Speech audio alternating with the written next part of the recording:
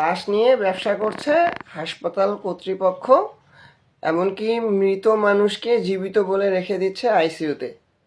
এমন হাজারো অভিযোগ আছে অনেক মানুষের মধ্যে। আসলে কি তাই? আসুন এই বিষয়ে আমরা সরাসরি ডক্টরের কাছেই শুনি। সম্পূর্ণ ভিডিওটি দেখবেন না টেনে। এই ইঞ্জেকশনের মাধ্যমে একজন মৃত মানুষকে নাকি 28 থেকে 30 দিন পর্যন্ত বাঁচিয়ে রাখা যায়। বেশ ভাইরাল হয়েছিল, আমাকে অনেক ফাইট করতে হয়েছিল। হঠাৎ করে এই কথাটা দেখে আবারও শেয়ার হচ্ছে আমার ফেসবুকে। রিসেন্টলি আপনারা জানেন যে আইসিইউতে মৃত রোগীকে রাখা যায় কিনা এরকম একটা আমি ভিডিও দেবার পর এটা আসলে আবার নতুন করে অনেকে কোশ্চেন করছেন। তো ভাবলাম যে আপনাদের সঙ্গে বিষয়টা শেয়ার করি। এই সেই মেডিকেলের গোপন রহস্য, গরুর ইঞ্জেকশনের মতো যেটাকে অনেকে বলছেন। আমি হাসছি, কারণ হলো এই যে জিনিসটা দেখছেন এখানে, দেখেন এখানে একটা লাইন আছে, এই যে একটা মাথা সাদা, এর পাশে পাশে 3টা লাইন আছে, 1 2 3।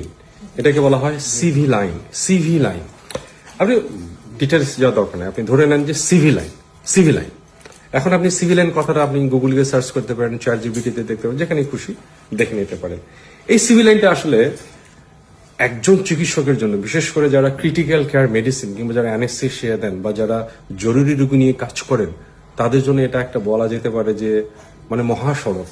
এক কথায় আপনি একটা রোগী প্রায় মৃত প্রায়, তাকে বাঁচাতে হবে, তাকে একসাথে অনেকগুলো ইনজেকশন দিতে হবে, তাকে বিভিন্ন ধরনের ইনজেকশন দিতে, একটা হয়তো স্যালাইন দিতে হচ্ছে, একদিকে ব্লাড দিতে হচ্ছে, আরেকদিকে ঔষধ চালাতে হচ্ছে, কারণ উনি তো প্রেশার টেশার ফল করে যাবেন, ওনার তো আইসিইউ সাপোর্ট লাগছে, ওনাকে তখন বাঁচানোটা এই মুহূর্তে জরুরি হয়ে যাবে। এই জরুরি অবস্থাটাকে বাঁচানোর জন্য যে জরুরি লাইফ সাপোর্ট দেবার জন্য, লাইফকে বাঁচিয়ে দেবার জন্য যে যুদ্ধটা করতে হবে, যে যুদ্ধাস্ত্রগুলো যে পথে পাঠাবেন, নর্মাল যে স্যালাইন দিই আমরা, যে নর্মাল কেনুলা দিই, ওগুলো দিয়ে আসলে একসাথে অনেক কিছু দেয়া যায় না। সে কারণে মেডিকেল সায়েন্সের জন্য এটা একটা ব্লেসিং, এটা একটা উপহার মেডিকেল সায়েন্সের জন্য যে এরকম একটি যন্ত্র আছে, যে যন্ত্রের মাধ্যমে খুব দ্রুততম সময়ে একাধিক চ্যানেল দিয়ে আপনি একাধিক ড্রাগস পাঠাতে পারেন। এই যে যেমন ধরেন, যদি আমি এটা চিন্তা করি, আমরা ব্লাড দিতে পারি, সাধারণত আমরা এই কালারটা ব্লাডের জন্য, এগুলো অন্যান্য স্যালাইন বা আদার্স পারপাজে আমরা ব্যবহার করি। এমনকি যদি মনে হয় যে আমার এখানে এই 3টা দিয়ে হচ্ছে না, আমাকে বাড়াতে হবে, তাহলে যে এখানে আরেকটা চ্যানেল এরকম করে একটার পর একটা চ্যানেল দিয়ে দিয়ে কিন্তু বাড়ানো যায়। এরকম করে এই যে চ্যানেল এখানে আবার একটা বড় করা যাচ্ছে। এইটা আমরা আসলে কোথায় দিই এটা দেখেন। এই যে আমরা যদি একটা দেখার চেষ্টা করি, যদিও এটা একজন মানুষের ছবি দেখলে আমাদের ভয় লাগে, তো আমরা যদি এটা গলার মধ্যে চিন্তা করি যে এটা যদি বগল হয়, তাহলে এখানে একটা ভেইন থাকে। আর্টারি তো কখনো দেওয়া হয়, দ্যাট ইজ আলাদা। তো ভেইন থাকে, এটা আর্টারি, এটার পাশেই ভেইন থাকে। তো মোটামুটি জিনিসটা আসলে এইখানেই, এই লাইনটার মধ্যে ধরেন যে এটাই সেই ভেইন, এটা যদি আর্টারি, এটার মধ্যে এভাবে আমরা ঢুকিয়ে দিই, তাহলে কি হয়, এখান থেকে ব্লাডটা সাইন করে হার্টে পৌঁছাচ্ছে, সারা দেহে ছড়িয়ে পড়ছে, সারা দেহে একদম দ্রুত সময় ছড়িয়ে পড়ছে। তো এই লাইনটা দেবার জায়গা তো আসলে এই গলার মধ্যে দেওয়া হয়, কিংবা এই সাইডটাতে দেওয়া হয়, দুটো জায়গায় মূলত এই জায়গাটা দেওয়া হয়। আপনার কাছে একজন রুগী এসছে, প্রেশার পাওয়াই যাচ্ছে না, আপনি তো ভেইন খুঁজে পাবেন না, কেনুলাও দিতে পারবেন না, তখন কিন্তু এই জিনিসটা দেয়া লাগে। এটাকে সিভি লাইন বলে।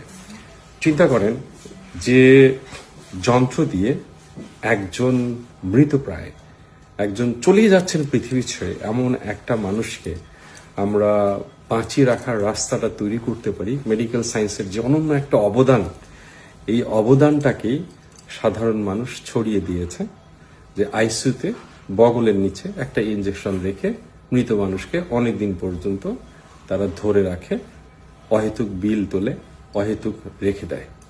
একজন মানুষ মারা গেলে, আমার আগের ভিডিওতে দেখেছেন, পচন আপনাকে ঠকাবে না। আপনার পেটের মধ্যে হাজার হাজার লক্ষ কোটি জীবাণু আছে, সবগুলো আপনার জন্য উপকারী। আপনি মারা যাবেন, সাথে সাথে তারা আপনাকে খেয়ে ফেলবে। এতদিন কিন্তু আপনাকে খায়নি, আপনি জীবিত যখন ছিলেন। আপনি মারা যান, ওরা আপনাকে খাওয়া শুরু করবে। খাওয়া শুরু করার পরে তারা গ্যাস ছড়া শুরু করবে, এবং আলটিমেটলি আপনার শরীর ফুলে উঠবে। 24 ঘন্টা, এই বেশিক্ষণ আপনাকে কিন্তু রাখা যাবে না। আইসিইউ কোনো ফ্রিজ না, সেটা তো নিয়ন্ত্রিত থাকে, ওখানে কখনোই রাখা যায় না।